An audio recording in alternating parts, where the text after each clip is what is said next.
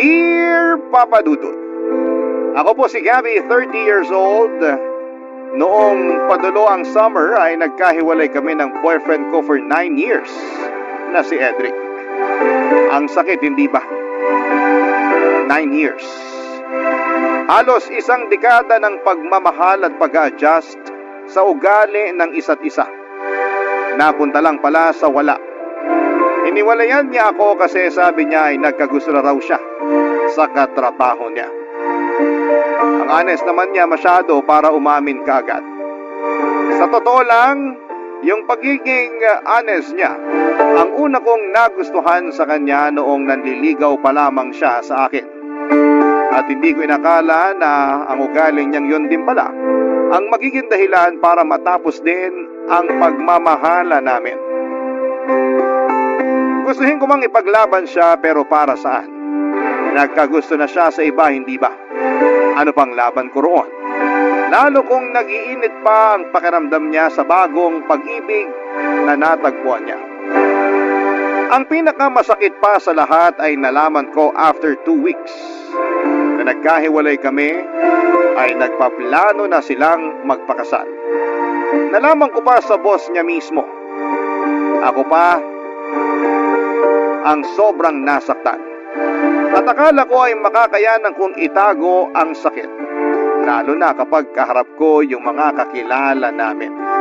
Panay ang tanong sa akin kung kumusta na ako at kung may maitutulong ba sila sa akin. Mas lalong nakakapanghina ang mga concern nilang yon. Parang pakiramdam ko tuloy, namatayan ako. Kaya naman para makaiwas na sa pagpapakita nila ng concern sa akin ay naisip ko mag-travel. Lumayo. Baka sakaling makatulong sa paglimot ko. Sa pag-scroll ko sa Facebook ay nakita ko ang Buscalan Tour. Agad kong pinatos. Kinabukasan na agad ang simulan ng biyahe. Minadali ko ang pag-ready ng mga damit na kailangan ko. At makalipas ang ilang oras ay natagpuan ko na ang sarili ko sa Wangod Buscalan Tattoo Village, kung saan ay nakilala ko si AJ, kaedad ko lang. Kasama ko sa tour at sa kabuuan ng kwentong ito ay kasama ko siya, Papa Dudut.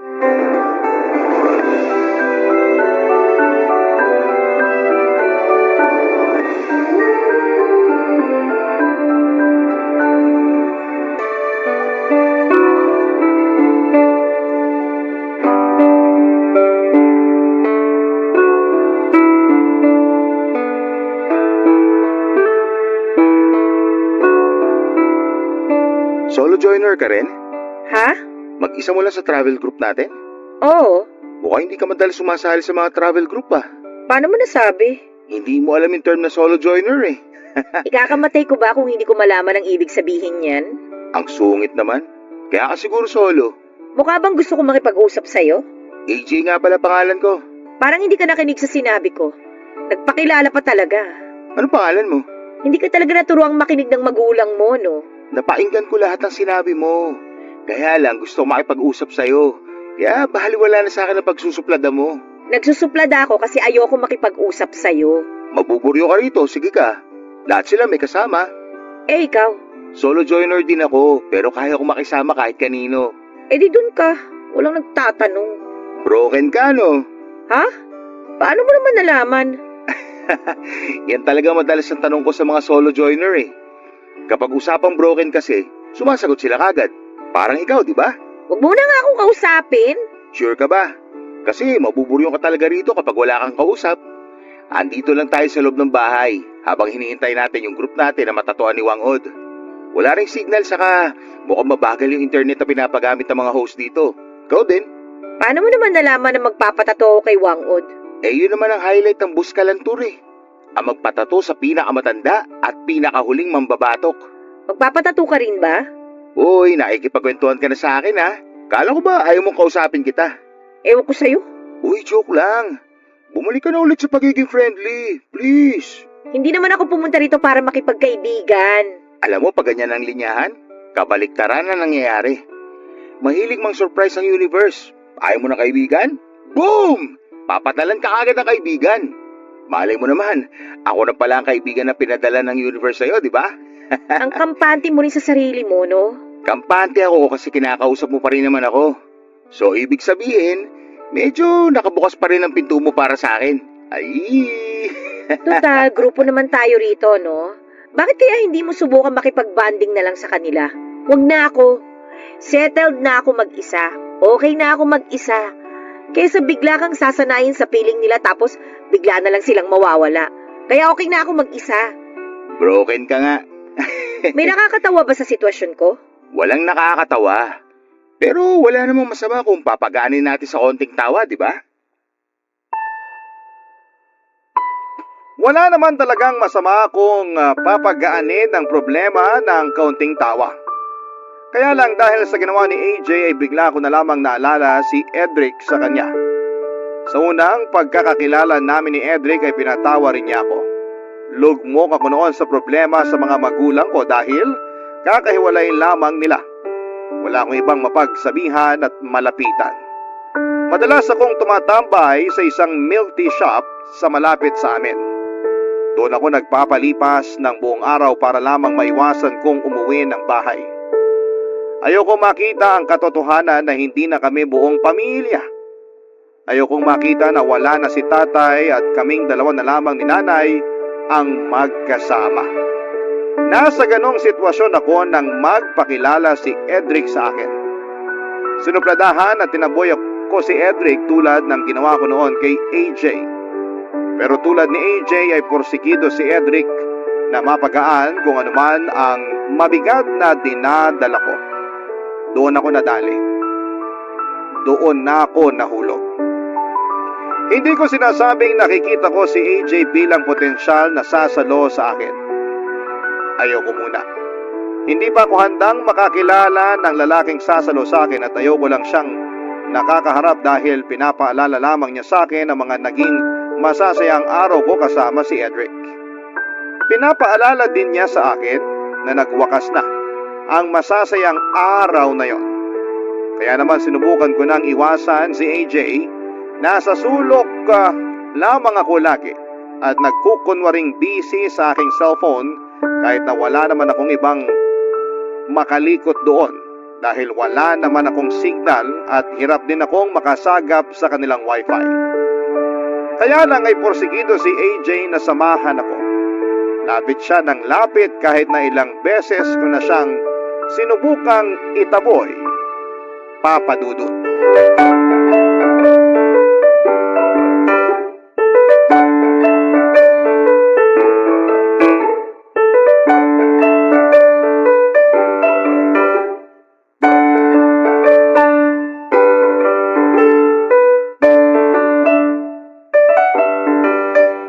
Gabi, Paano mo nalaman ang pangalan ko? Jenna Cruz sa listahan ng organizer natin. Hoy, wala kang karapatang gawin yan. Kesa naman kung ano lang itawag ko sa'yo. Gusto mo ba sitsitan na lang kita na parang aso? Ayoko rin naman gawin yun. Last na yan, ha? Pangalan ko lang ang pwede mong malaman sa akin. Sabi mo eh. Huwag kang ang kampante dyan. Pangalan ko lang ang malalaman mo sa akin. Sigurado ako. May extend tayo ng stay dito sa Buskalan. Ano? Medyo dulong grupo pala tayo. Hindi ba marunong magpa-reserve ng slot ang organizer natin? Hindi kasi pwedeng reservation dito. First come, first serve policy sila rito. So, itutuloy mo pa ba na magpatato? Baka raw 2 o 3 araw extension natin. Tagal naman. Marami din daw kasi yung ibang mga grupo. Tapos, depende pa yan kung kakayanin ni Wang Od na magtato. Siyempre, may edad na siya. Kailangan maghinay-hinay din. Paano yung mga kasama natin? Gusto pa ba nilang mag-extend? Balita ko yung ibang kasama natin. Nag-arrange na sila ng Sagada Tour. Kasi hindi na nila mahintay tong kay Wang Od eh. Gusto mo ba sumama na lang din sa kanila? Bakit naman ako sasama sa kanila? Kasi sa Sagada madalas ang puntahan ng mga broken. Hindi rito sa Buskalan. Pala desisyon ka rin, no? Kahit saang lugar pwedeng puntahan ng mga broken. Ayos yan. At least may kasama pa ako rito habang naghihintay na matatuan ni Wang Od. Ay, pag minamalas ka nga naman, oo. Narinig ko yun ha. Bala ko naman talagang iparinig sa'yo. Sana sa mga susunod na araw matunaw na yung kasupladahan mo. Sayang naman tong Buskalan tour mo kung idadaan mo na lang sa pagsimangot. Ikaw lang naman tong sinisimangutan ko. Sa akin, di ka ba naaawa? Sinisira mong buskalan tour ko dahil sa kakasimangot mo sa akin eh. Alam mo, malawak naman tong tinutuluyan natin eh. Bakit kaya hindi ka rin sa kabilang sulok? At saka huwag mo na akong lapitan dito kung ayaw mong masirang buska ng tour mo. Mapapaamo rin kita. Kahit bumulong ka dyan, naririnig ko pa rin. Pinaparinig ko naman talaga sa'yo. Wala akong balak umamo sa'yo, no? Andito ako para magpatato at hindi para makipagkaibigan sa'yo. Itanong ko lang ha, kaya ka ba magpapatato dahil broken ka? Kasi sabi ng organizer natin kanina, dinadagsa rin daw ito ng mga broken na babae. Gusto magpatato para magkaroon sila ng simbolo ng pag-move on. Pang-flex sa My Day sa Facebook. Wala kang pakialam kung bakit ko naisipang magpatato. Kakaiba yun ha. Usually ang mga babae kapag broken, buhok ang pinupuntirya. Pagupit dito, pakulay doon. Pero sa'yo, tattoo ka agad ang hanap mo. Bakit kaya? Hindi ka pa rin ba titigil? Ito po, titigil na. Ang hirap mo kabanding. Mahirap ka banding ang ayaw makipag-bonding. Sa susunod, malalaman ko rin kung bakit ka broken. Talaga? Ganyan ka kakampante? Pakiramdam ko naman kasi, ikaw yung tipo ng babae na nagsusungit lang kasi sinusubukan mong protektahan yung mga sugat mo. At feeling ko sa mga susunod na araw, medyo matutuyo na ang mga sugat na yan.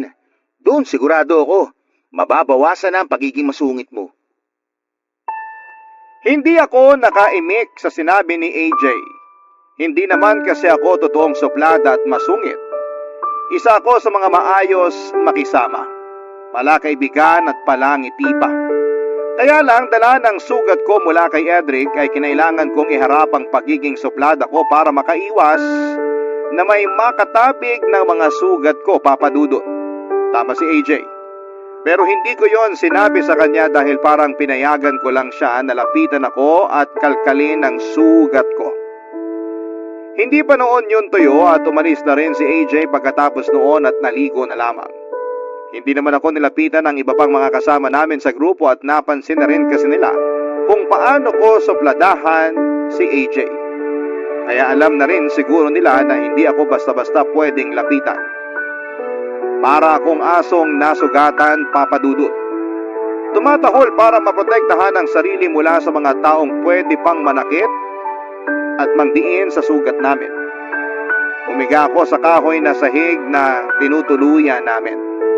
Nakatingin lamang ako sa kisame dahil sa pananahimik at pag-iisa ko ay naalala ko bigla ang nakaraan ko. Isa sa mga pangarap naming gawin ni Edric noon ay ang pumunta sa Buskalan para magpatato kay Wang Od.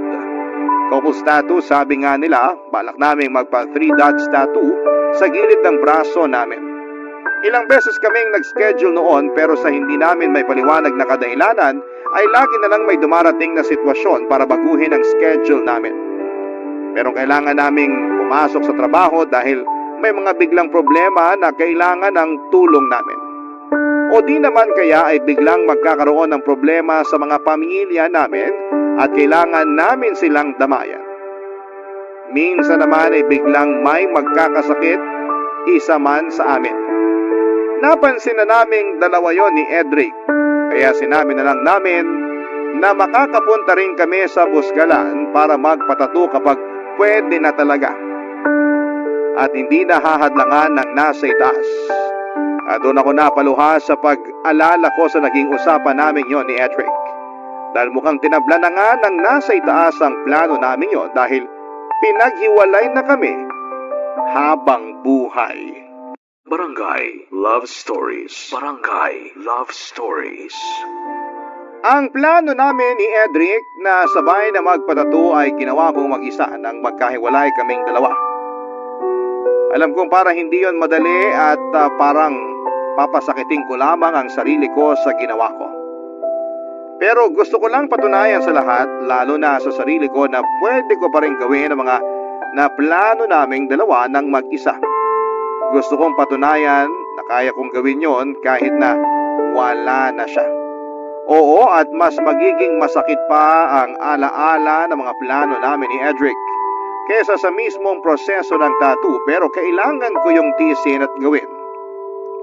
Gusto kong magkaroon ng simbolo sa katawan ko na nakaya ko ang sakit. Pumayag nga ako mag-extend ng stay sa Buskalan. Total ay nakapag-leave naman ako sa trabaho. Kailangan ko lang din na malayo muna sa mga lugar na nakasanayan ko para makahinga ng kaunti ang puso ko.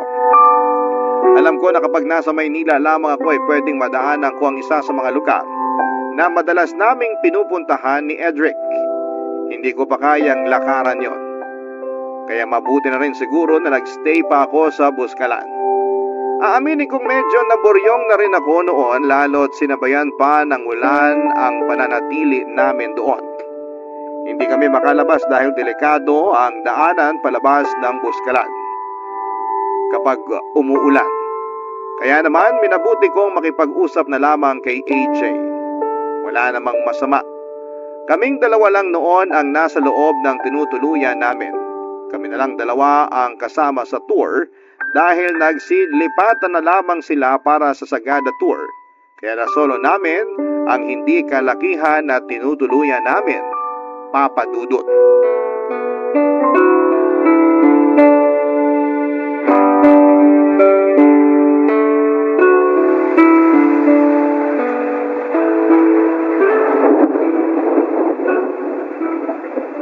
Ilan lang pala magtatagal ang kasungitan mo sa akin eh.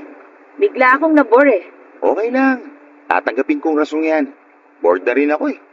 Yung organizer natin, nandun sa kabilang bahay. Nakikipagmaritesan. Bakit hindi ka nalang sumama sa kanya? Gusto mo lagi may kabanding, di ba? Eh paano ka? Ayaw naman kitang iwan mag-isa rito. Salamat. Nakakabigla tong panahong to, no? Summer pero grabe yung buhos ng ulan. Ang lakas pa. Hindi ko to inaasahan. Pati panahon lolokohin ka, no? Nakakadalawang hugot ka na mula nang dumating ka rito, ha? Mukhang makakaisang dosena ka bago tayo umalis dito. Che, palibasa hindi ka makarelate sa pagiging broken ko kaya ganyan ka mang-asar. Ay, teka. Broken ka rin? Saan ang hugot mo? Ako yung broken na walang hugot. So, ikaw yung broken version 2.0. Malinis na version. Walang hugot. Sana all. Pero hindi halatang broken ka, ha? Magaling lang siguro ako magdala. Ay, sorry naman sa akin na nakabuyang-yang ang pagiging broken. Magkakaiba naman kasi ang mga tao sa pagdadala ng sakit na nararamdaman. Ayos lang din yan sa'yo. Wala namang masama dyan. Iisa lang naman ang goal nating lahat, ang makamove on. Okay lang ba kung magkwento ka kung ano nangyari sa'yo? Magkukwento ka rin ba tungkol sa sugat mo? Pwede. Pero ikaw muna. Paano ba ako magsisimula? Pinagpalit ako sa tomboy. Ganda naman ang bungad mo. Yun nga yung totoo. Sa akin na rin yung summary. Kwento mo ng buo. Matagal-tagal pa tong ulan eh. Tsaka ka na huminto kapag ambon na lang. Chismosa ka rin, ha? Sumama ka na lang kaya ro sa organizer natin. Noong mga nakarang araw gusto mo makipag-bonding sa akin. Tapos ngayon parang tinatabuhin mo na ako. O, sige na nga. May naging girlfriend ako. Single mom siya. 3 yung mga anak niya. Ang hirap pala. Kasi parang inuobliga niya akong sustentuhan yung mga anak niya. Asan daw yung tatay ng mga anak niya? Magkakaiba kasi ng tatay yung 3 anak niya. Hindi na rin daw nagsusustento kasi may mga asawa na. Naawa naman ako sa kanya kaya nag-aabot na rin ako kahit konti. Buti nga nag-aabot ka pa. Hindi lahat gagawin yan. Hindi mo rin naman kasi obligasyon yung mga bata. Pero obligasyon ko mapasaya ko yung ex ko. Kaya tumulong ako sa pagsusustento sa mga anak niya. Yun naman pala eh. Bakit ka pinagpalit sa tomboy? Kasi mas malaki yung pwedeng ibigay ng tomboy. May negosyo tapos galante pa. Nagsusustento ako pero hindi ako galante. Kasi kailangan ko rin mag-abot sa nanay at sa bunso kong kapatid. Kaya hindi masyadong malaki na ibibigay ko doon sa ex ko. Kaya kanya iniwan at pinagpalit. Oo. Sinabi naman niya sa akin yung totoo. Nakipaghiwalay siya ng maayos sa akin. Wala raw sanang personalan. Kailangan lang niyang mabuhay ang mga anak niya. Siyempre, naiintindihan ko yun. Mas kailangan naman talaga niyang unahin ang mga anak niya. Kaya doon siya sa mas practical na relasyon. Parang gano'n na nga. Ayun, pinakawalan ko siya. Kasi wala naman sa akin yung kailangan niya. Sakit magpalaya, no? Hindi ko naman kasi siya pwedeng ikulong sa akin. Alam nga namang ipilit ko i-provide sa kanya yung buhay na gusto niya para sa mga anak niya hindi ko nga kayang ibigay yun, di ba?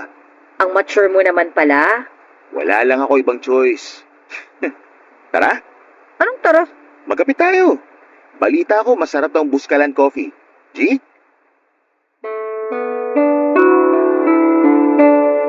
Papa Dudut, alam ko na yung ginawang pag-iwas ni AJ na dugtungan pa yung usapan tungkol sa ex niya ay paraan lamang niya para hindi na humaba ang usapan namin. Ganon din ako kapag tinatanong ako tungkol kay Edric ay nililihis ko. Masakit kayang ungkatin yung isang bagay na tinatago mo, lalo kung hindi ka pa handang ilabas at ipakita yon sa iba. Minsan nakakainis din yung ibang tao na hindi nila tantanan yung mga broken na katulad namin ni AJ. Ano bang pleasure ang makukuha nila kapag nakikita nila kaming nasasaktan habang binabalikan ang nakaraan namin? Tumayo na ako sa pagkakaupo sa sahig at sinamahan si AJ na magtimpla ng kape. Nagpakulo lang kami ng tubig sa takore at doon na rin namin hinalo ang Buscalan coffee. Mura lang ang kape nila, 100 piso ang kape at nakalagay yon sa plastic na pangyelo. Naaliw ako ang simple lang ng buhay doon sa Buscalan. Pagkatapos na kumulo ng kape sa takore ay kumuha si AJ ng 2 tasa para sa aming dalawa. Gustuhin ko man tulungan siya pero gusto niyang siya na ang umasikaso noon. Kaya pinagmasdan ko na lamang siya habang ginagawa yon. Nasa balkonahe kami noon ang tinutuluyan namin. Humina na ang buhos ng ulan. Hindi na kami nabagot sa ulan. Parang maganda pang ang kombinasyon ng ulan at kape na mula sa takore. Naupo kami sa gilid at tanaw namin ang mga kabundukan ng Buscalan. Napakaganda. Maya-maya pa ay naalala ni AJ na meron siyang natirang biskwit sa bag niya. Kinuha niya yon para isabay sa kape namin. Natawa na lamang din ako sa combination ng kape at klase ng biskwit na dala ni AJ, Papa Dudut.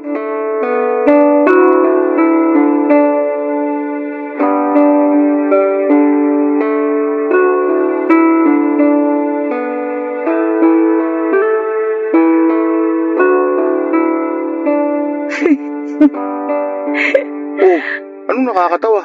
Nagkakape tayo ng barako tapos may biskwit. Oh, tapos?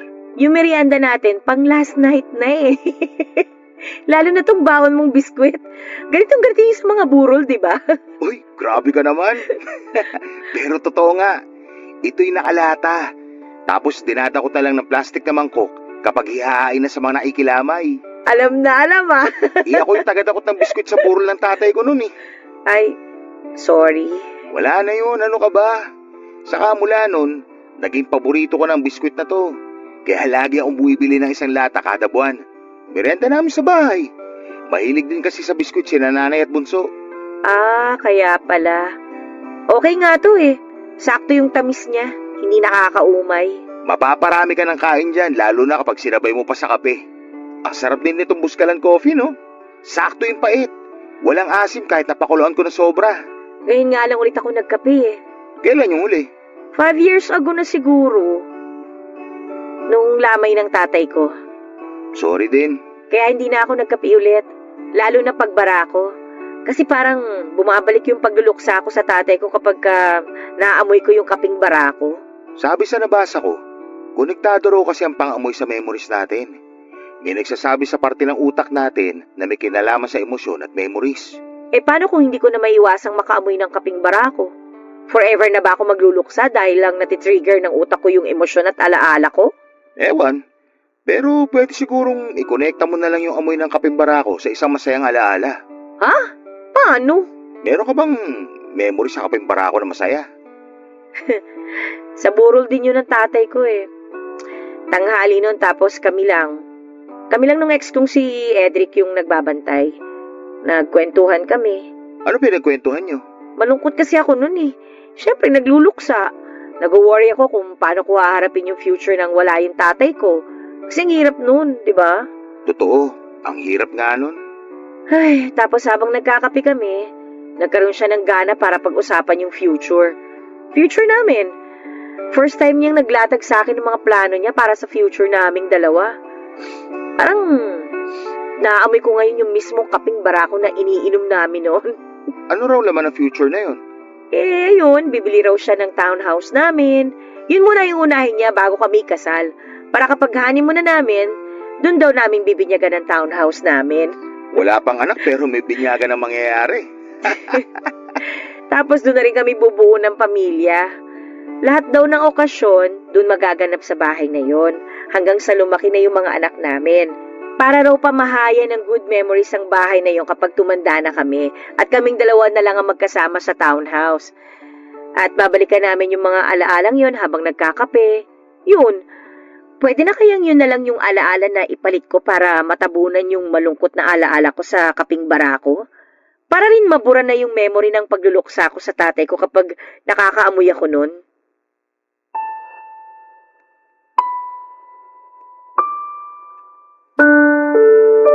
Tiningnan lamang ako ni AJ nang nilatag ko sa kanya ang tanong ko.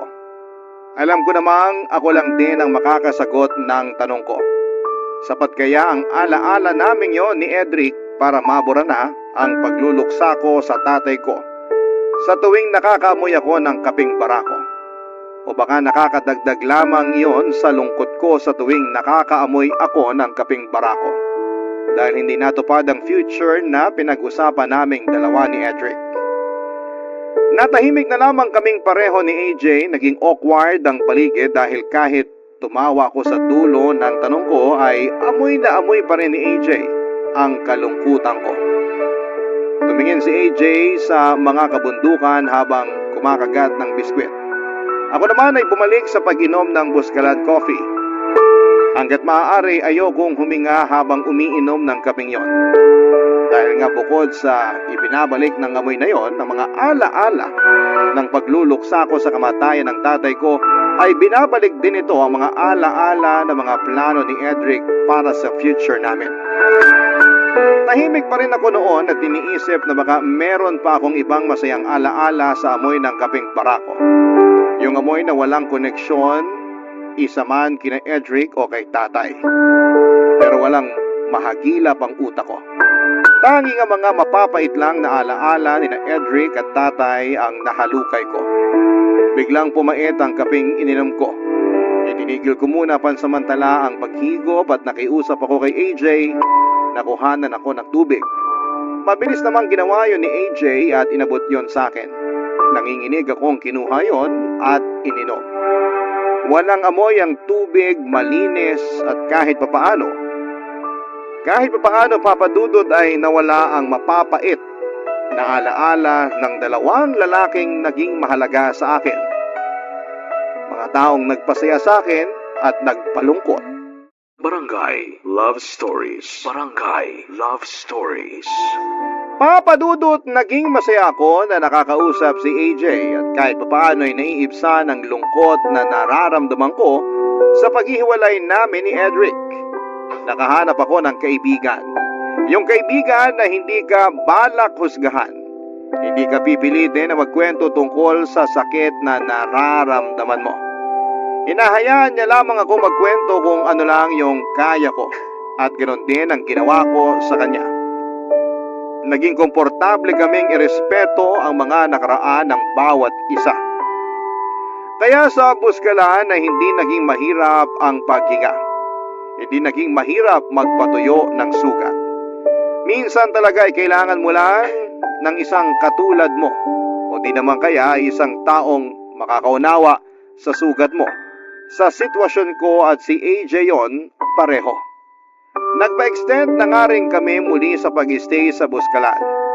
Kahit kami na noon ang dapat sasalang para magpatattoo, ay pinauna muna namin ang mga nahuli kesa sa amin.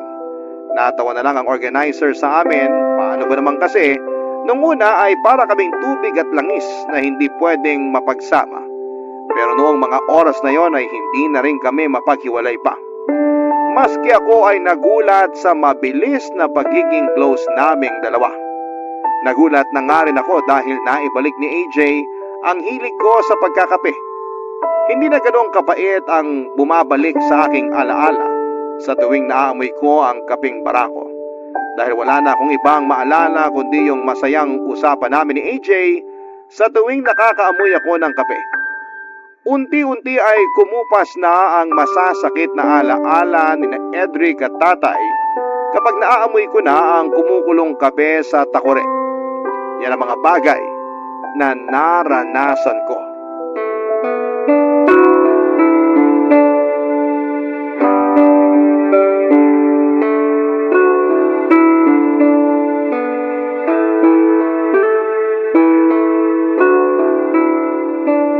Dalamantasan mo na yan Awat na. Kapag ikaw hindi ka nakatulog mamaya. Tubig lang ang katapat niyan para makatulog mamaya. Hayaan mo na nga ako. Ngayon ko nga lang ulit na-enjoy magkape. Salinan mo pa ako ng kape, please. Bahala ka Walang sisiyan kung bigla ka magpalpitate dyan. Daming sinasabi, hindi na lang magsalin. Eto na po. Coffee Princess ng Buskalan. Oh, yan. Salamat. Sana umulan ulit. Hoy, huwag kang ano dyan. Ngayon palang bumibida yung araw, palalayasin mo na kagad. Para kasing ang sarap magkape kapag umuulan. Naaalala ko na naman yung mga kwentuhan natin nung nakaraan. Tapos, sumasabay pa yung ulan. Ang ganda rin kapag makulimlim yung kalangitan.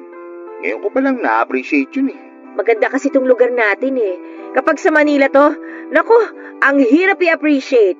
Pag-usapang ulan tapos nasa Manila ka, bahagad na maiisip mo, walang palya. Correct.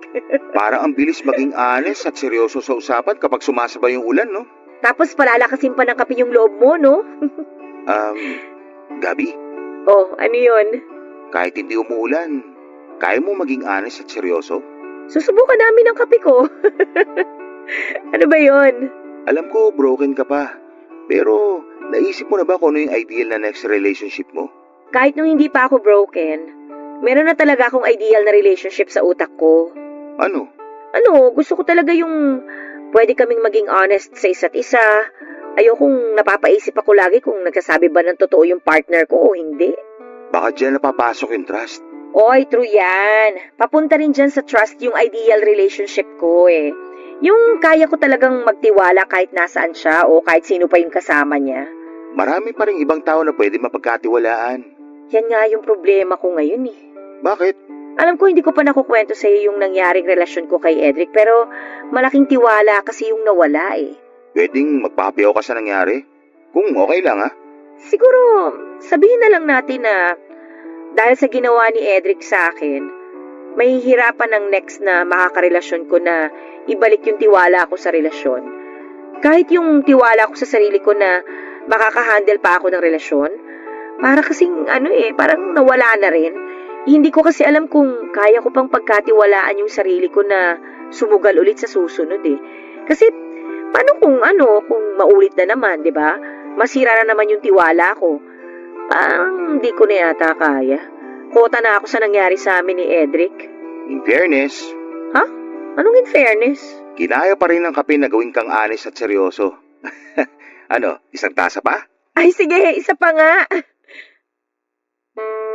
Alam na agad ni AJ na kapag bumibigat na ang loob ko, magko-commercial break na agad kami at ililiko na ang usapan doon sa magaan. Yan ang isang bagay na kinatuwa ko kay AJ. Alam niya kung kailan naabante sa akin at alam niya kung kailan hihinto. Kaya niya talagang irespeto ang boundaries ko. Nakakatuwa lang na isipin na merong isang tao na kahit na ilang araw mo pa lang nakikilala, ay mas maayos na ang trato sa iyo kumpara sa mga taong matagal na sa buhay mo.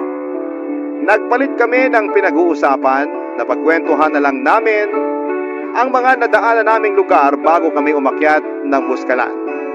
Naging magang muli ang usapan kasabay ng manamis-namis na Buskalan coffee. Masayang naging Buskalan experience ko pero lahat ay may hangganan. Sumapit na kami sa dulo ng pila, kami na lang ang hinihintay para magawa na namin ang original plan namin, ang magpatato sa pinakamatanda at huling mambabato, kay Apo Wangud. Nakapila na kami noon sa likuran ng isang grupo. Marami sila, pasulyap-sulyap lamang kami kay Wangud. Ang ganda niyang pagmasdan. Ang kalmado habang nagpapatato siya sa mga bisita. Siguro inaabot lang ng 5 minuto kada 3 dots na pagtatato ni Wangud. Kasama rin niya ang grandniece niyang si Grace, ang kanyang protege. Ang ganda nilang pagmasdan noon habang nagtatato sa mga bumibisita sa kanila sa Buskalan. Habang inihintay namin na magtato, ay nagkwentuhan pa kaming muli ni AJ, pangtanggal lang ng kaba. Yun kasi ang unang tato naming dalawa, Papa Dudut.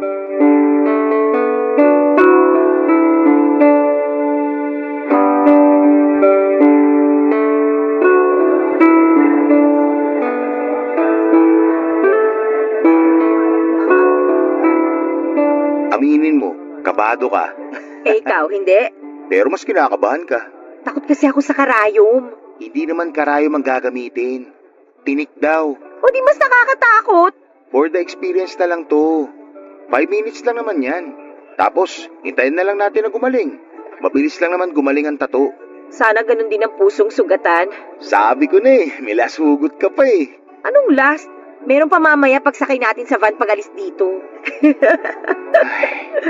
Pauwi na pala tayo ng Manila. Parang kailan lang nagpapalpitate tayo sa kape ng buskalan, no? Parang kailan lang suplada ka sa akin. At ngayon, Paminsan-minsan na lang. dadamihan kong pagsusuplad ako sa isa van. Lalo kapag medyo masakit na itong magiging tattoo sa akin. Alam mo, wala na masasakit pa sa niloko. Wow! Kung kailan pa uwi, tsaka natutong humugot. Pambihira naman, no? Natuto ako sa'yo, master eh. Alam mo, na-enjoy ko tong experience na to. Ma-enjoy mo pa kaya mamaya kapag tinatatuan ka? Walang iiyak ha? Ine-expect ko na naman yung sakit ng pagpapatato. Tsaka parte naman talaga ng buhay na makaramdam ka ng sakit, di ba? Oo, pero wag naman sana araw-araw. Lumilipas din naman ang sakit. Pati ang saya lumilipas din, no? Yun lang. Gabi, Ano na naman? nagsusuplada ka na dyan eh. Hindi pa nga tayo nakakasakay ng van. Eh, kinakabahan na nga kasi ako eh. Malapit na ako. Oh. Matagal pa yan. Mukhang magpapahinga ulit si Apo. Ano ba kasi yun? Wag na lang pala. O, tingnan mo to. Mambibitin pa. Hindi na lang sabihin. Nahiya na ako bigla eh. Sabihin mo na, huwag ka na mahiya. Pagbalik natin ng Manila at pagbalik natin sa realidad, maalala mo pa kaya ako? Alam mo bang nagpa-reserve na ako ng 5 plastic ng Buskalan Coffee? Araw-araw kong iinumin at aamuyin yung para maalala ka lang. Ako, hindi ko na kailangan ng Buskalan Coffee. Kahit 3-in-1 lang ang matimpla ko, maaalala pa rin kita. Ang drama! Epekto ba ng kaba mo yan? Panira ka talaga ng moment, no? O ano bang moment yung sinasabi mo dyan? Paano kaya kapag bumalik tayo ng Manila magkita ulit tayo? Kasi? Kasi friends na tayo? At mahilig na tayo pareho sa kape? Baka lang mamiss mo na may kasama magkape. Malapit na rin ang tag-ulan. Baka hanap-hanapin mo yung honest at seryoso na kausap. Nandito lang naman ako. I-add mo lang ako sa Facebook at kalat ka rin na ako sa mga gusto mo. Naku naman, marami na akong friends sa Manila. Hindi ko na kailangan ng dagdag na kaibigan. Pero manliligaw, pwede ba?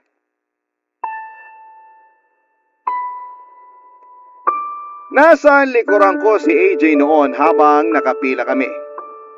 Hindi ko siya malingon para matingnan.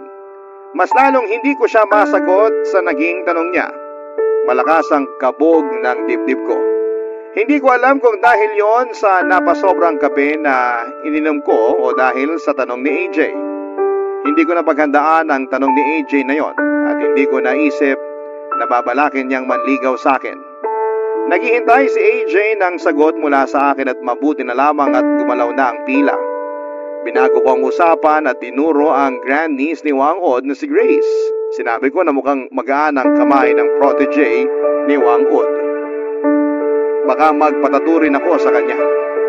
Mukhang nuggets naman ni AJ ang ginawa kong pagpapalit ng topic. Sinangayunan niya ang sinabi ko at balak din daw niyang magpatato kay Grace bilang ando na rin naman kami papadudot.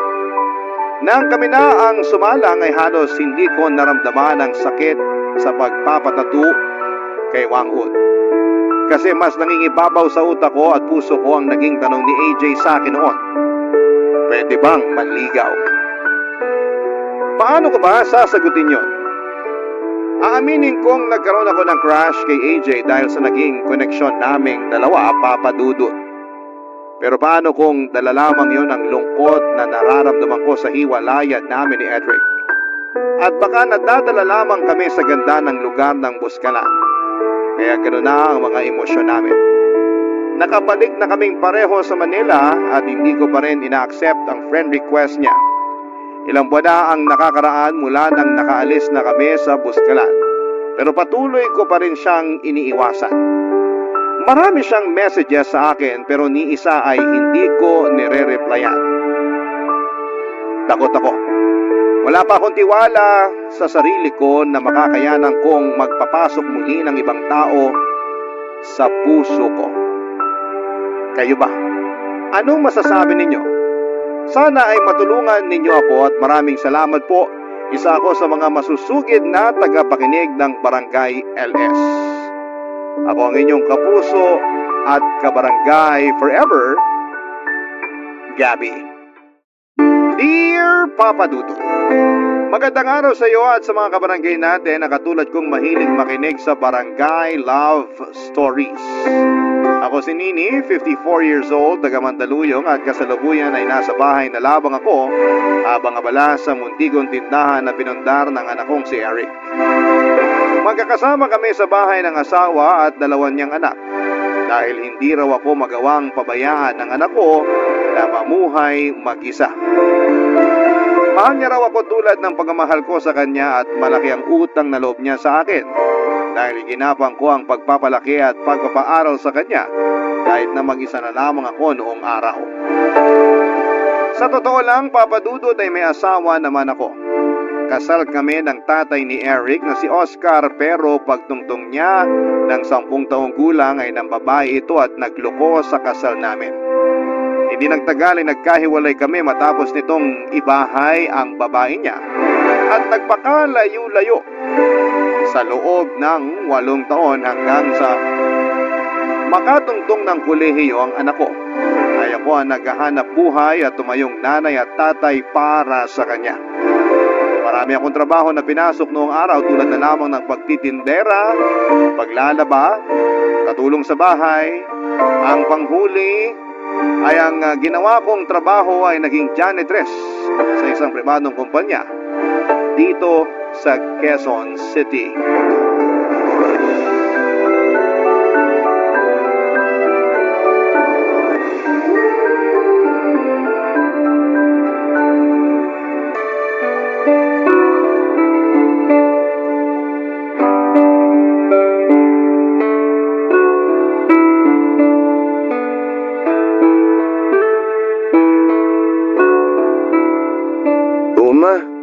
Bakit naman po nakangiti kayo dyan? Wala naman. Natutuwa lang ako sa iyo, anak. Sa kabagay na bagay sa iyo yung uniforme mo. Napakagwapo mong tignan. Akala ko po may dumi ako sa mukha eh. Wala ah. Speaking of mukha ma, di ba kay lolo ako nagmana? Nakuha ko yung kagwapuhan niya. Akala ko sasabihin mo sa tatay mo. Kay papa, hindi po ako sa kanya nagmana. O bakit naman? Eh gwapo naman ang tatay mo. Di ko na maalala yung mukha niya kung gwapo ba siya o hindi. Basta kinakalimutan ko na siya. Mula nung pinagpalit niya tayo dun sa babae niya. Hanggang ngayon ba? Hindi mo pa rin napapatawad ang tatay mo?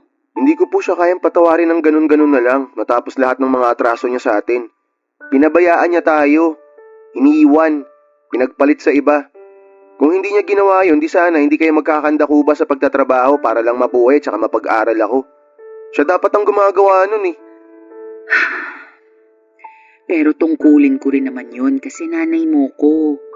Hindi kita pwedeng pabayaan, lalo na nung mga panahon na yun. Nandun na nga po tayo kaya sobrang nagpapasalamat po ako sa inyo kasi di niyo ako pinabayaan. Yung ibang mga magulang dyan, hinahayaan na mapariwara yung mga anak nila kasi hindi nila maitaguyod. Pero kung magkasama kayong dalawa ni Papa sa pagpapalaki sa akin, hindi niyo sana sinusolo lahat ng mga responsibilidad.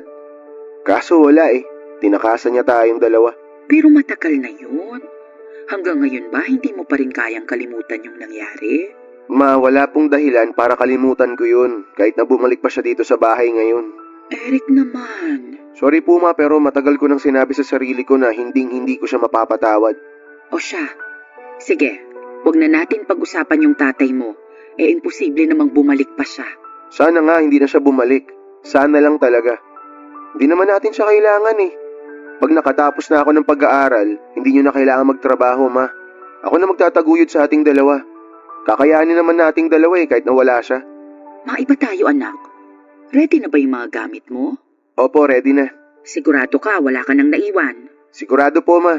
Hinanda ko na po kagabi lahat ng mga gagamitin ko, tsaka chinek ko rin po kanina. Kaya wag na po kayo mag-alala. Hindi na naman po ako bata eh. College na ako, ma. Malaki na po ako. Para sa akin, kahit ano pang edad mo, ikaw pa rin yung Eric na hinahatid ko nun sa school. Bilang nanay, hindi na mawawala sa akin na mag-alala, lalo unang araw mo sa kolehiyo. Hindi ka ba kinakabahan? Kinakabahan po, pero kakayanin. Oo, ganyan nga. Lagi mong tandaan na anumang sitwasyon, kayanin mo. Opo, yan po ang turo niyo sa akin eh. Kayo kaya ang role model ko. Nang bola ka na dyan. Di po ako nang bobola ma, totoo yung sinabi ko. Ay nako, mana ka talaga sa pinagmanahan mo. Sa inyo lang naman po ako pwede magmana eh. Sige na, anong oras na Baka mahuli ka pa sa klase mo dahil traffic. Mahirap na. Okay, sige ma, alis na po ako. Sige, mag-iingat ka. Ikaw ma, alis na po ba kayo? Aalis na rin ako maya-maya. Maaga pa naman eh. Maglilinis muna ako rito sa bahay.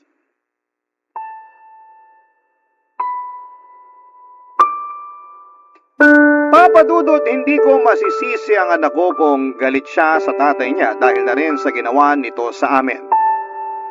Pero ayoko namang lumaki siya na namumuhi sa sarili niyang ama dahil kung ako ang tatanungin ninyo ay matagal ko nang napatawad si Oscar. Oo, nandun pa rin ang pagkadismaya ko sa kanya dahil sa pangiiwan niya sa amin ni Eric para sumama sa ibang babae. Pero habang lumilipas ang panahon, Papa Dudut, natatabunan ang pagiging abala ko sa trabaho at pag-aaruga sa anak namin ang galit ko sa kanya at sa mga ginawa niya sa amin. Bukod doon ay aaminin ko na malaki talaga ang pagpapahalaga ko sa kasal. Sagrado kong ituring ko yon, kaya nga kahit na ilang beses na sa aking sinabi noon ni Eric na ikinakahiya niyang dalhin ang apelyido ng tatay niya ay wala na lang akong imik. Pero sa kaloob-looban ko ay mahalaga pa rin sa akin ang natatanging bagay na yon dahil yun na lang ang pinangahawakan ko para masabi na minsan ikinasal ako sa lalaking minahal ko. Ganon ang paniniwala ko hanggang isang araw ay bigla na lamang nagbalik sa buhay namin si Oscar, Papa Dudut.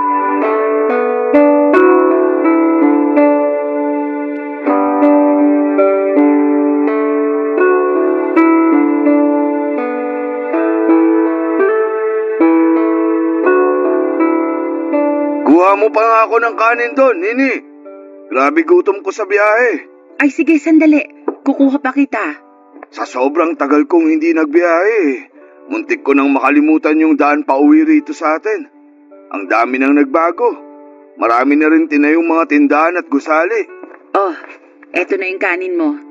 Sige, kumain ka pa. Salamat. Ikaw, hindi ka ba kakain? Tapos na kami kumain ng anak mo. Nasa na nga pala si Eric? May binili lang sa malapit na tindahan. May project daw sila kaya lumabas pagkatapos kumain. Siguro malaki na yung anak kong yun, no? Oo, binata na. Natangkaran ka na rin yata. Maiba tayo. Saan ka pa ba galing yan? Sa San Andres, Quezon. Galing ako dun kaya inabot ng halos 8 oras yung biyahe. Sakit na nga ng puwetan ko sa matagal na pagkakaupo. Doon ba kayo nakatira nung babaeng pinalit mo sa akin? Ha? Oo. Doon kami sa probinsya nila. Hirap din ang buhay doon. Ibang-iba sa nakasanayan ko rito sa syudad. Bakit ka pa bumalik dito sa atin? Siyempre. Gusto ko nang tumira kasama niyo rito ng anak natin. Saka patay na rin yung kinakasama ko nung nakaraang taon pa.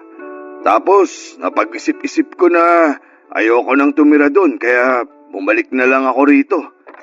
Buti na lang, di kayo umalis sa bahay natin. Ma, nandito na po ako. Papa? Oh, Eric, ang laki mo na. Nak, magmano ka sa papa mo? Ayoko. Bakit ako magmamano sa kanya? Ano bang ginagawa niyo rito? Bakit pa kayo bumalik? Gusto ko na ulit kayong makasama ng mama mo tumira sa bahay natin. Hindi ka ba masaya? Bakit ako magiging masaya? Alam niyo, sana hindi na lang kayo bumalik sa buhay namin ni Mama. Aba, bastos ka. Huwag mo namang pagsalitaan ng ganyan ng papa mo. Bakit hindi? Bigla na lang siyang uuwi dito sa bahay tapos ang kapal na mukha niya na sabihin na gusto niyang tumira dito kasama tayo? Ano yun? Ganun na lang yung kadali? Baka nakakalimutan mo. Pamamahay ko rin to. Hindi ko nakakalimutan yun. Pero nawalan na kayo ng karapatan dito sa bahay na to mula nung iwan niyo kami ng mama ko. Huminahon ka muna. Tatay mo pa rin naman ang kausap mo. Saka tama naman siya. May karapatan pa rin siya sa bahay natin kasi asawa ko pa rin siya. Magumising nga kayo. May asawa bang nang bababae tapos iiwan kayo? Tapos na yon. Sabi ng papa mo, wala na rin daw yung kinakasama niya. Patay na kaya bumalik siya sa atin. Ganun. Kasi namatay yung kinakasama niya kaya gusto niya nang bumalik dito sa atin. Ang kapal naman ng mukha niyan. Eric naman. Dami mo namang satsat eh. Mama mo nga, tinanggap ako ng maayos. Tapos ikaw, kung ano-anong sinasabi mo sa akin. Ay nako, lumaki ka lang, naging bastos at palasagot ka na. Mukha namang di mo pa kaya sarili mo. Ang dami mong daldal.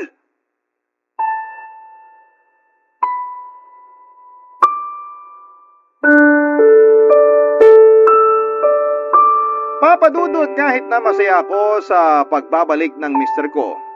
Malungkot pa rin ako dahil hindi natuwa si Eric sa pagkikita nila ng kanyang tatay. Akala ko pa naman pagkalipas ng mahabang panahon ay magbabago na ang pakikitungo niya sa tatay niya sakaling magkita silang muli, Papadudod. Pero nagkamali ako dahil noong ko lang nakita ang mas matinding galit sa mga mata at reaksyon ni Eric. Hindi ko naman siya masisisi pero umaasa pa rin ako ng mga panahon na yon na sana'y mapatawad pa rin niya ang tatay niya, lalo na kailangan kami ni Oscar. 3 araw makalipas tumira ulit si Oscar sa bahay at inamin niyang may dinaramdam siya sa tagiliran niya. Naisip kong ipakonsulta siya sa doktor at doon namin nalaman na may malubha siyang sakit. At dahil nga patay na ang kinakasama niya ay wala nang mag-aalaga sa kanya, kundi ako na lamang na lehitimong asawa niya ng mga panahong yon. Papadudod. Barangay Love Stories. Barangay Love Stories. Papadudod katulad ng sinumpaan namin sa altar noong kinasal kami ni Oscar. Magsasama kami sa hirap at ginhawa, sa lungkot at ligaya, sa sakit at sa kalusugan. Alam ko na pagsubok lang ng Panginoon sa amin ang paghihiwalay namin noong araw, pero sa huli ay pagkalipas ng mahabang panahon ay pinagbuklod pa rin kami ng Diyos upang magkasama ni Oscar. Alam ko na ako na lang ang maasahan niya ng mga panahong yon. Kaya naman nangako ako sa sarili ko na hindi ko siya bibiguin.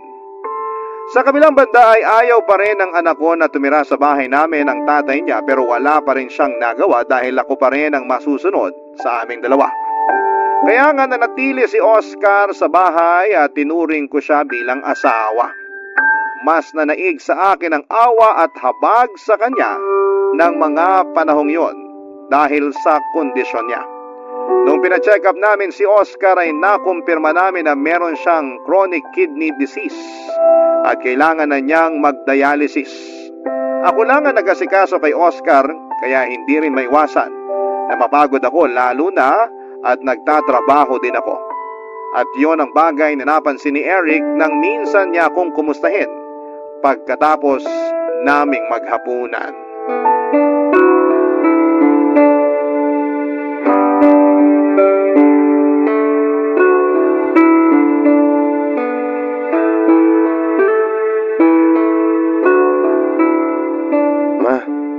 Kumusta na po pakiramdam niyo? Eto, masakit ang katawan. Ang dami naming ginawa kanina sa trabaho. Paano? May client audit daw ang mga boss bukas, kaya dami naming nilinis. Napapansin ko po, dumadalas na yung pananakit ng katawan niyo Baka naman kayo na yung magkasakit niyan. Iinuman ko na lang to ng gamot mamaya bago matulog. Bukod sa pag-inom ng gamot, kailangan niyo rin magpahinga. Oo, lagi rin akong puyat gawa ng tatay mo. Nini, halika nga rito sa may sopa. Ano bang problema nun? Bakit siya sumisigaw? Baka may kailangan lang ang tatay mo. Teka, nandyan na ako, Oscar. Ano yon? Anong ano yun? Kanina pa kayo nagbubulungan ni Eric dyan sa tabi. Ako ba yung pinagbubulungan nyo? Hindi Bakit naman namin gagawin yun? Ewan ko. Siguro pinag-uusapan nyo ako. Kasi pabigat ako sa buhay nyo. Oscar naman. Buti alam mo. Ano ka mo? Di mo narinig? Sige, uulitin ko. Sabi ko, buti alam mo. Buti alam mo na pabigat ka lang dito sa bahay na to. Pabigat ka lang sa aming dalawa ni Mama. Sumusobra ka na talaga. Ako pa ngayon ang sumusobra? Ikaw, kumusta? Kumusta ka? Hindi ka ba sumusobra? Huwag mong pagsalitaan ng ganyan ng papa mo. Nakakainis kasi. Akala mo kung sinong boss kung makasigaw. Hari-harian dito sa bahay, pabigat naman. Pasalamat ka, masakit tong katawan ko. Kaya di ako makabangon sa pagkakaiga ko rito sa sofa. Kung hindi, makakatingin ka talaga sa akin ng suntok. Talaga ba nananakot ka pa? Ganyan na nga kalagayan mo. Ikaw pa matapang? Kapal ah. Anong sabi mo? Eric, tumigil ka na. Huwag mo nang pagsalitaan ng ganyan ng papa mo. Kita mo na ngang may iniinda siya, oh. Oo ma, kitang-kita ko yung iniinda niya. Malamang karma niya yan sa pag-iwan niya sa atin noon. Naturingan ka pa namang nag-aaral, pero bastos ka. Gusto mo ba ng ganyanan? O sige, ikaw nga padre de pamilya pero naghanap ka ng iba. Iniwan mo kami ni Mama.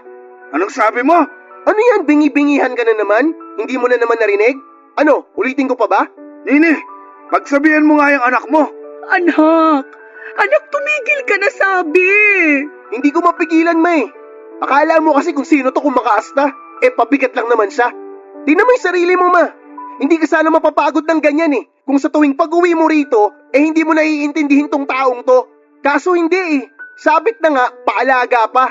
Di ba? Walang kwenta talaga. Tsaka ma, tingin nyo ba hindi ko napapansin kung paano kayo trato nito?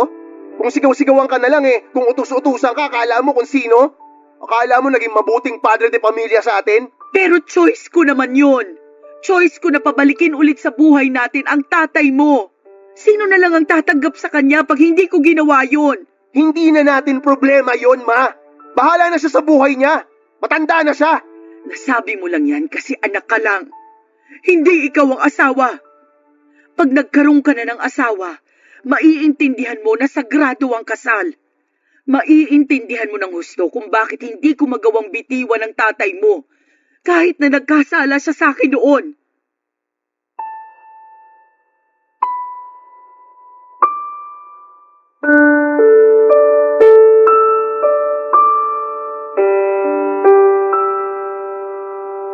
Papadudot nung hindi pa kami nagkakahiwalay ni Oscar ay may ugali na talaga siya na mabilis magalit o mapikon sa mga bagay-bagay. Naisip ko na baka mas lumala lang yon sa mga gamot na pumapasok sa katawan niya. Pero hindi ginatuwa ng anak namin ang trato sa akin ni Oscar dahil para kay Eric, hinahamak ako ng tatay niya sa loob pa mismo ng pamamahay namin. At dahil nga overprotective siya sa akin kaya nagawa niyang sagot-sagutin si Oscar noong minsan niya itong narinig na inuutos-utusan ako.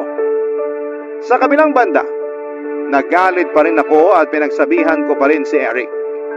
Para sa akin ay mali pa rin na sagutin niya ng pabalang ang tatay niya dahil ama niya pa rin ito. Si Oscar pa rin ang nagbigay ng buhay sa kanya kaya nga may bahagi sa puso ko na dismayado sa sarili kong anak dahil hindi ko naman siya pinalaking bastos at hambog. Hindi lang yun ang unang insidente na halos magpang-abot sila ng tatay niya. Dahil pagkalipas lang ng ilang araw ay may sumunod pang tagpo na masasabi kong mas malala, Papa Dudut.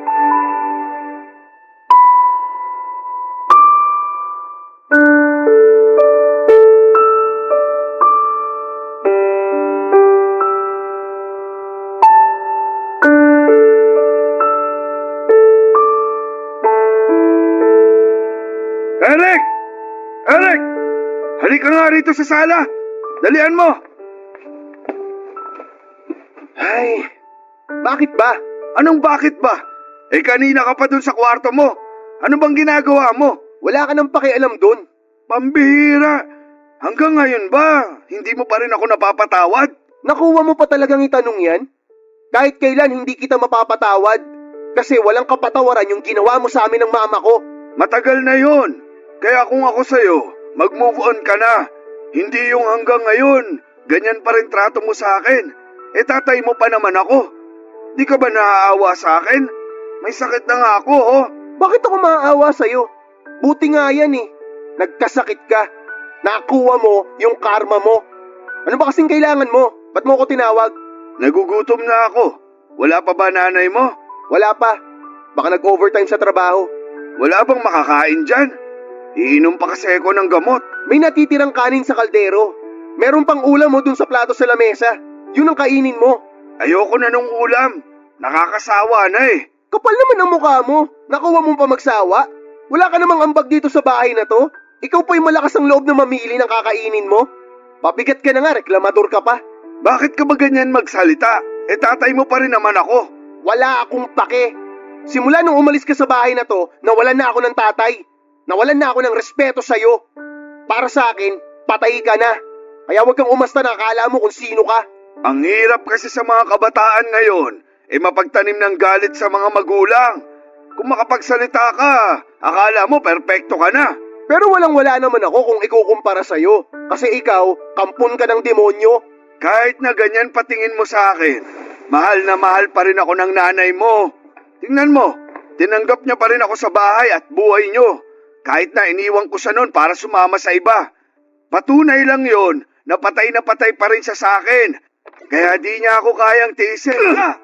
Aray ko! Bakit mo ako sinuntok? Kulang pa yan sa lahat ng ginawa mo sa amin ni Mama. Sa lahat ng mga pang-iinsulto mo sa kanya. Eric, tama na! Bitawan niyo ako, Ma. Tuturuan ko lang ng leksyon yung taong yan. Kapal ng mukha niya. Awatin mo yung anak mo, kundi papatulang ko na yan. Pwede ba? Manahimik ka na lang dyan, Oscar. Ako pa talaga? Oo. Ikaw lang naman yung panggulo rito. Nagugutom lang naman ako. Nagugutom ka? Di kumain ka sa kusina mag-isa.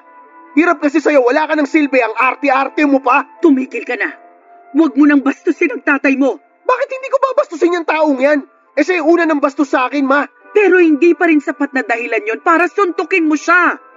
Tingnan mo. Lalo mo lang dinagdagan yung sakit na nararamdaman niya. Sabi ko nga kanina, kulang pa yung suntok ko na yun sa kanya sa lahat ng mga naging kasalanan niya sa ating dalawa, Ma. Bakit ka ba kasi pumayag na pabalikin siya dito sa bahay natin? Mas maayos pa nung tayong dalawa lang eh. Kaya naman natin. Sana hinayaan mo na lang siya na magdusa sa sakit niya. Di ba ganoon naman yung ginawa niya sa atin noon? Hinayaan niya tayo na magdusa? Lahat ng nararanasan niya ngayon, karma niya yan. Kaya dapat hindi siya tinutulungan.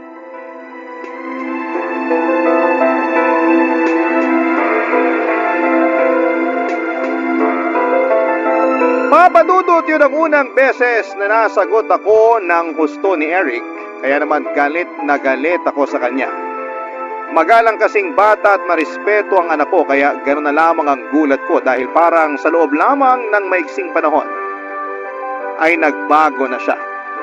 Siguro yung malaki talagang impluwensya ng pagkamuhi niya sa tatay niya para mawalan na siya ng respeto sa akin na nanay niya. Bukod doon ay masama rin ang loob ko sa kanya dahil sa panununtok niya kay Oscar. Ilang araw din kaming hindi nag-imikan ni Eric pero sa huli ay ginausap ko siya at humingi siya ng tawad sa akin dahil sa mga nasabi niya. Nagsorry din ako sa kanya at pinilit ko siyang patawarin na rin ang tatay niya. Pero hindi ganoon kadali yon dahil hindi raw deserve ni Oscar ang kapatawaran niya. Napabuntong hininga na lamang ako at pilit na tinanggap sa aking puso ang desisyon ng anak ko. Doon ko nga naisip na habang walang magulang ang makakatiis sa anak, ay merong mga anak na kayang tiisin ang mga magulang nila. Papadudot. Barangay Love Stories. Barangay Love Stories. Papadudot, mabilis na lumipas ang 3 taon. At sa loob ng panahong yon ay nagkayod kalabaw ako sa pagtatrabaho para masustentuhan ang pagdadialysis ni Oscar. Walang-wala rin kasi siya ng mga panahong yon at ako lamang ang maasahan niya na tutulong sa pagpapagamot niya. Pero kahit anong pagsisikap ko sa trabaho ay kinakapos pa rin kami. Kaya naman inilapit ko na si Oscar sa lokal na gobyerno at iba pang pribadong institusyon para makatulong sa pagpapadialysis niya. Nagbenta na rin po ako ng mga personal naming gamit para makadagdag sa ipon ko. Noong nagkapuhunan ako ay nagtinda ako ng mga merienda na inaalok ko sa mga katrabaho ko. Ginawa ko yon kasabay ng pagtatrabaho bilang janitress. Kahit na mahirap ay wala akong hindi kakayanin para madugtungan pa ang buhay ng asawa ko. Kaya lang dahil nga mas madalas pa rin kaming masait, Pati ang inipon kong pera para sa pag-aaral ni Eric ay nagastos ko na. Papa Dudut.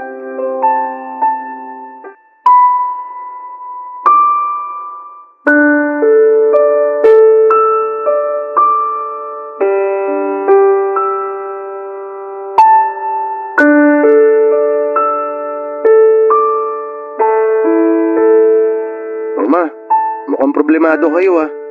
May nangyari po ba? Oo, anak. May kasalanan ako sa'yo. Ano po yun? Yung pera kasing inipon ko para sa graduation fee mo at sa iba pang bayarin mo sa eskwelahan, nagastos ko. Pampadialysis ng tatay mo. Kapos na kasi tayo eh. Ngayon, hindi ko alam kung saan ako kukuha ng pera para sa nalalapit mong graduation.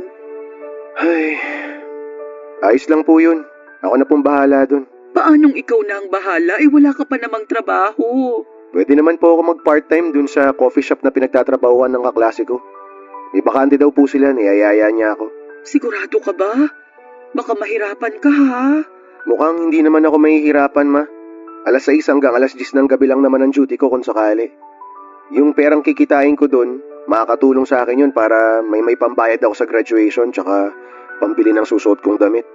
4 na buwan na lang naman din, ma. Makakagraduate na ako. Salamat anak. Sa totoo lang, nahihiya ako sa'yo. Bakit naman po kayo nahihiya sa akin? Yang kailangan mong magtrabaho para makapag-ipon ng pambayad sa graduation at iba pang gastusin sa eskwelahan. Hindi na kinakaya ng sweldo ko na tustusan pag-aaral mo dahil nga sa sitwasyon ng papa mo. Ay, ayos na po yun. Pag nakagraduate ako, matutulungan ko na rin po kayo dito sa bahay. Huwag po kayo mahiya sa akin. Wala naman po kayong dapat na ikahiya. Salamat talaga dahil naging maunawain at matulungin kang anak. Mana po kasi ako sa inyo. Maunawain kayo tsaka matulungin. Kaya nga, kahit na anong kasalanan ni Papa noon, tinanggap nyo pa rin siya. Tinulungan, pinagamot. Noong una hindi ko po talaga maintindihan yun kung bakit ganun yung naging desisyon nyo. Pero nitong huli, naisip ko rin na baka nga tama kayo sa sinabi nyo sa akin. Na kapag nakapag-asawa na ako, tsaka ko lang maiintindihan kung gaano kasagrado ang kasal. Oo, kasi hindi naman lahat ng tao perpekto. Lahat nagkakasala. Lahat nagkukulang. Ultimo ako. Kaya nga nung bumalik sa buhay natin ang papa mo, sinabi ko sa sarili ko na nakahanda ulit akong gampanan ng pagiging asawa ko sa kanya. Kaya nga nakakabilib kayo, May. Kasi kinaya nyo yun. Tapos ipinagpatuloy nyo pa yung pagiging asawa nyo sa kanya kahit na mahirap. Mahal ko ang papa mo Ganun talaga yata pag nagmamahal ang tao. Kaakibat na nun yung pagsasakripisyo at pagpapatawad. Ikaw ba? Kumusta na ang pakikitungo mo sa papa mo? Napatawad mo na ba siya, anak? Hindi pa rin, ma. Pero sinusubukan ko naman. Naiinis lang kasi ako sa ugali niya kapag mainit yung ulo niya. Lalo na pag nakikita ko yung trato niya sa inyo. Inis na inis ako. Akala mo kung sino Pero pinipigilan ko yung sarili ko kasi wala naman ako magawa. Alangan naman palayasin ko siya rito. Pagpasensyahan mo na lang siya pag nagkakaganon. Baka epekto na rin ang gamot sa kanong sakit niya. Ay, ano pa nga po ba? Pagsasabihan ko na lang din siya. Pero sana, mas lawakan mo pa yung pag-intindi mo sa tatay mo. Tulad nga po ng sabi ko, ma. Sinusubukan ko naman po talaga Salamat ulit, anak. Salamat talaga, ha?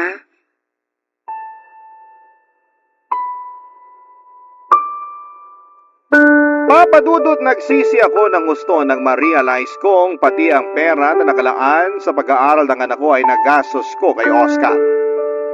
Para ako natauhan ng mga panahong yon pero buti na lamang at maunawain si Eric. Kahit na hindi pa rin siya sangayon sa pagkupkup ko sa tatay niya, paggastos at pag-aalaga rito dahil may sakit ito ay hindi na pinaramdam sa akin ng anak ko ang mga bagay na yon. Sa halip ay siya na ang nagkusang tumulong sa akin sa pagtatrabaho para mapaaral niya ang kanyang sarili. Makalipas nga ang 4 na buwan ay nakapagtapos na sa kolehiyo si Eric at siya na ang naging katukatulong ko sa pagtatrabaho para masuportahan ang dialysis ni Oscar. Pero sa totoo lang, Dumating na rin ako sa punto na nahiya na ako sa anak ko dahil nagkaroon pa siya ng responsibilidad sa tatay niya. Pero sinabi lang sa akin ni Eric na ginagawa niya yon para matulungan ako dahil mahal niya ako. Hindi nagtagal ay umalis na ako sa kumpanyang pinagtatrabahuhan ko at nag-focus na lamang ako sa pag-aalaga kay Oscar. Kaya lang ay parang walang pinagbago ang ugali at pakikitungo sa amin ng asawa ko. Akala mo kung sino pa rin siya na hari sa pamamahay namin kung umasta siya, Papa Dudut.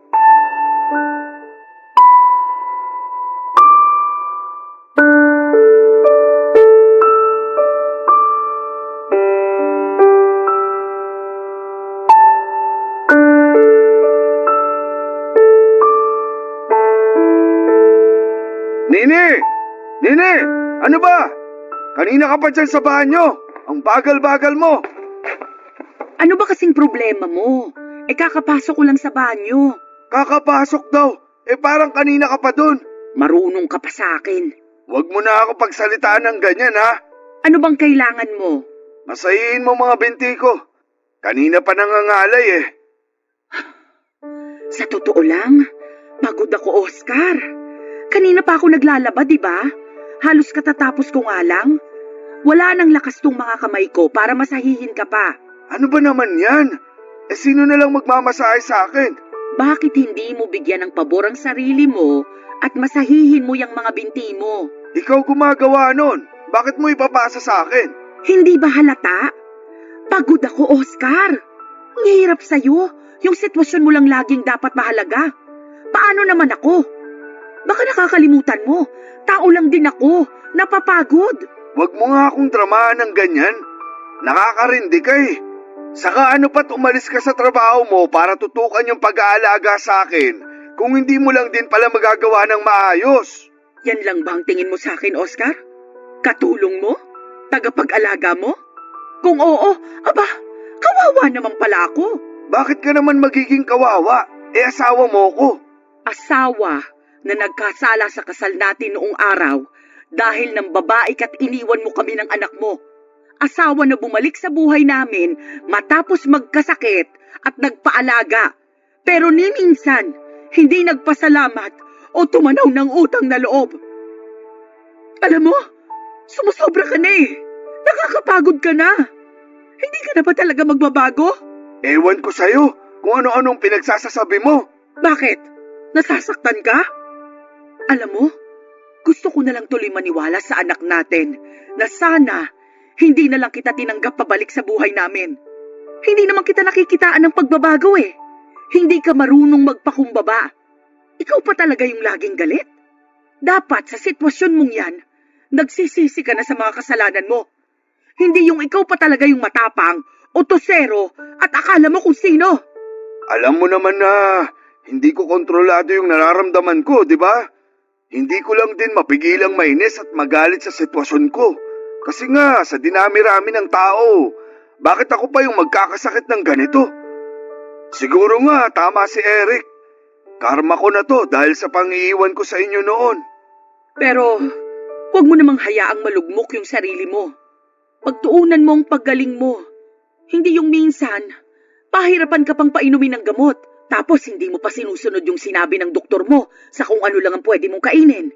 Hindi ko lang mapigilan. Naaaburido ako. Wala akong magawa sa buhay ko dahil sa sakit na to. Ang daming limitasyon, ang daming bawal. Kaya gusto mo nalang mamatay, ganon. Hindi naman sa ganon. Ganon na rin yun. Hindi mo man lang kami naisip ng anak mo? Lalo na ako. Imbis na ayusin mo yung sarili mo, kahit man lang para sa akin, hindi mo magawa. Paano na lang pag nagkasakit din ako? Paano na lang kita maaalagaan? Pasensya ka na talaga. Kilala mo naman ugali ko, di ba? Ang hirap sa'yo. Kahit na ganyan na ang sitwasyon mo, hindi mo pa rin maibaba yung pride mo. Hindi ka pa rin talaga nagbabago. Kung ako sa'yo, ayusin mo na yung ugali mo bago pa ako magsawa sa pag-aalaga sa'yo. Hindi sa lahat ng pagkakataon, maiintindihan kita. Nauubos din ako, Oscar. Napapagod din ako. Papadudot dala na rin ng matinding pagod at frustration ng araw na yon kaya nasabi ko ang mga masasakit na salitang yon kay Oscar. Kitang-kita ko na tinalabanan siya ng mga sinabi ko at nalungkot ng gusto pagkatapos noon. Pero ramdam ko na gumaan ang loob ko matapos kong mapakawala ng mga bagay na matagal ko nang kinikimkim sa dibdib ko. Napakatigas kasi ng ulo ni Oscar. Mataas ang kanyang pride at nakakapagod na alagaan. Pero dahil mahal ko siya at asawa pa rin ang turing ko sa kanya, kaya ko ginawa ang mga bagay na yon kahit na nakakapagod na. Sa huli, kinakitaan ko naman ang pagbabago si Oscar at mas naging madali na siyang alagaan at kausapin hanggang sa mga huling sandali niya, Papadudot. Dahil sa lumala niyang sakit ay binawian ng buhay ang mister ko taong 2015. Malungkot po ako sa pagkawala niya pero wala akong pinagsisisihan na idalagaan ko siya hanggang sa bawiin na siya ng may kapal sa amin. Bago tuluyang mawala si Oscar, ay humingi siya ng tawad sa amin ni Eric at nagpasalamat sa pag-aalaga ko sa kanya. Para sa akin ay sapat na yon para tuluyang palayain sa kamatayan ang aking pinakamamahal na asawa. Sa kasalukuyan ay inaabala ko na lamang ang sarili ko sa pagtitindahan at pakikinig sa programa ninyong Barangay Love Stories. Nalilibang kasi ako at nakaka-relate sa mga istoryang ibinabahagi ng mga kabarangay natin. At sa tulong ng manugang ko ay nakapagsulat ako ng kwento na pinadala namin sa inyong istasyon. Hanggang dito na lamang po ang sulat ko at maraming salamat po sa iyong programa and more power and God bless sa inyong istasyon. Ang inyong forever na kapuso at kabarangay at super fan ng inyong programa, Nini.